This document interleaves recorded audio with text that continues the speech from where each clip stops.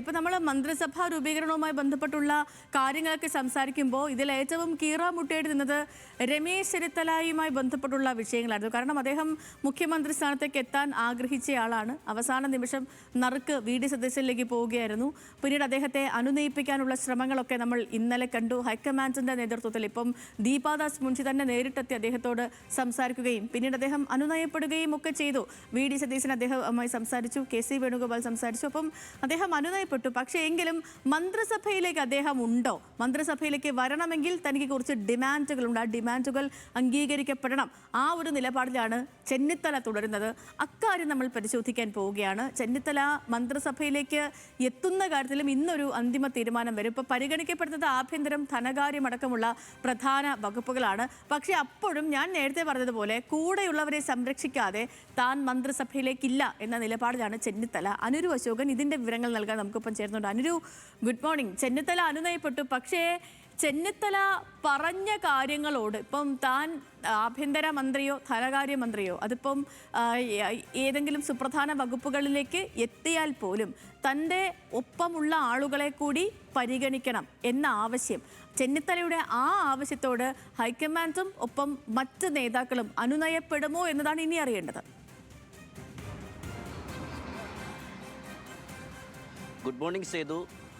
മുഖ്യമന്ത്രി സ്ഥാനത്തെ ചൊല്ലി ഇടഞ്ഞു നിൽക്കുന്ന രമേശ് ചെന്നിത്തലയെ അനുനയിപ്പിക്കാനുള്ള ഹൈക്കമാൻഡിൻ്റെ ശ്രമങ്ങൾ തുടരുകയാണ്.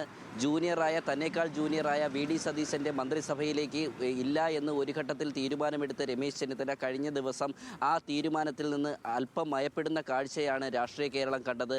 പക്ഷേ അപ്പോഴും അദ്ദേഹം ഹൈക്കമാൻഡിന് മുന്നിൽ വെച്ചിരിക്കുന്ന ചില നിബന്ധനകളുണ്ട്. അതാണ് ഇപ്പോൾ കീറാമുട്ടിയായി നിലനിൽക്കുന്നത്. കഴിഞ്ഞ ദിവസം കെ.സി. വേണുഗോപാലുമായും കേരളത്തിൻ്റെ ചുമതലയുള്ള AICC. General secretary Deepa Das മുൻഷിയുമായും Rahul ഗാന്ധിയുമായും ഖാർഗെയുമായും ഫോണിൽ ബന്ധപ്പെട്ടപ്പോഴും നേരിട്ട് ബന്ധപ്പെട്ടപ്പോഴും വളരെ വൈകാരികമായിട്ടാണ് രമേശ് ചെന്നിത്തല പ്രതികരിച്ചത്. കാരണം അദ്ദേഹം പറയുന്നത് 2021 തന്നെ പ്രതിപക്ഷ സ്ഥാനത്ത് നിന്ന് മാറ്റിയപ്പോൾ പോലും തന്നോട് ഒരു വാക്ക് പോലും ചോദിക്കാതെയാണ് നേതൃത്വം ആ നടപടി സ്വീകരിച്ചത്. അപ്പോൾ പോലും താൻ ഒരു അച്ചടക്കമുള്ള പ്രവർത്തകനായിട്ട് നേതൃത്വത്തിനൊപ്പം നിന്നു. ഇപ്പോൾ മന്ത്രിസ്ഥാനത്തേക്ക് പരിഗണിക്കുമ്പോൾ, മുഖ്യമന്ത്രി സ്ഥാനത്തേക്ക് പരിഗണിക്കുമ്പോൾ പോലും താൻ ഈ പറയുന്ന കെ.സി. പക്ഷത്തിൻ്റെയോ വി.ഡി. പക്ഷത്തിനെ പോലെ തെരുവിലോ ഫ്ലക്സ് യുദ്ധമോ നടത്താതെ അച്ചടക്കമുള്ള പാർട്ടി പ്രവർത്തകനായിട്ട് നേതൃത്വത്തിൻ്റെ വാക്കുകൾക്കായിട്ട് കാതോർത്തിരിക്കുകയായിരുന്നു. പക്ഷേ തന്നോട് വളരെ നീതികേടാണ് ചെയ്തത്. കാരണം ഇപ്പോൾ നേതൃത്വം പറയുന്നു ആഭ്യന്തരം തരാം, അല്ലെങ്കിൽ ധനകാര്യം തരാം, അല്ലെങ്കിൽ ഈ പറയുന്ന മന്ത്രിസ്ഥാനം തരാം. പക്ഷേ ഇതൊന്നും തന്നെ മോഹിപ്പിക്കുന്നില്ല. കാരണം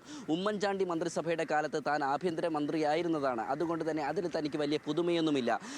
തൻ്റെ 28ാം വയസ്സിലാണ് താൻ കേരളത്തിലെ ഏറ്റവും പ്രായം കുറഞ്ഞ മന്ത്രിയാകുന്നത്. അതുകൊണ്ട് തന്നെ ഈ 69ാം വയസ്സിലും താൻ ഒരു മന്ത്രിയാവാൻ ആഗ്രഹിക്കുന്നില്ല. പക്ഷേ തൻ്റെ വ്യക്തിപരമായ കാരണങ്ങൾ കൊണ്ട് 10 വർഷത്തിന് ശേഷം അധികാരത്തിലെത്തിയ യു.ഡി.എഫിനെയോ അല്ലെങ്കിൽ ടീം യു.ഡി.എഫിനെയോ ഐക്യജനാധിപത്യ മുന്നണി ദുർബലപ്പെടുത്താൻ താൻ ആഗ്രഹിക്കുന്നില്ല. പക്ഷേ അപ്പോഴും തനിക്കൊപ്പം നിൽക്കുന്ന പ്രവർത്തകരെ, അല്ലെങ്കിൽ തനിക്കൊപ്പം പിന്തുണ നൽകിയവരെ ഈ പറയുന്ന മന്ത്രിസ്ഥാനത്തേക്ക് പരിഗണിക്കണം. രമേശ് ചെന്നിത്തല ആവശ്യപ്പെടുന്നത് 2 മന്ത്രിസ്ഥാനമെങ്കിലും തനിക്ക് ഈ പറയുന്ന യു.ഡി.എഫിൽ വേണം എന്നുള്ളതാണ്. കാരണം കെ.സി. പക്ഷവും വി.ഡി. പക്ഷവും വീതിച്ചെടുക്കുമ്പോൾ അവിടെ തന്നോടൊപ്പം നിൽക്കുന്നവർക്ക് പ്രാതിനിധ്യം കുറഞ്ഞു പോകുന്നത് രമേശ് ചെന്നിത്തല ഭയപ്പെടുന്നുണ്ട്. അൻവർ സാദത്ത്, ജ്യോതികുമാർ ചാമക്കാല അടക്കമുള്ളവരുടെ പേരുകളാണ്, അല്ലെങ്കിൽ ടി.ജെ. വിനോദ് അടക്കമുള്ളവരുടെ പേരുകളാണ് രമേശ് ചെന്നിത്തല മുന്നോട്ട് വയ്ക്കുന്നത്. കൂടാതെ കെ.പി.സി.സി. അധ്യക്ഷ പദത്തിലേക്ക് ജോസഫ് വാഴക്കനെയും രമേശ് ചെന്നിത്തല വയ്ക്കുന്നു. കൂടാതെ നിയമസഭാ തെരഞ്ഞെടുപ്പിൽ തന്നോടൊപ്പം നിന്ന പലർക്കും പ്രാതിനിധ്യം ലഭിക്കാതെ പോയിട്ടുണ്ട്.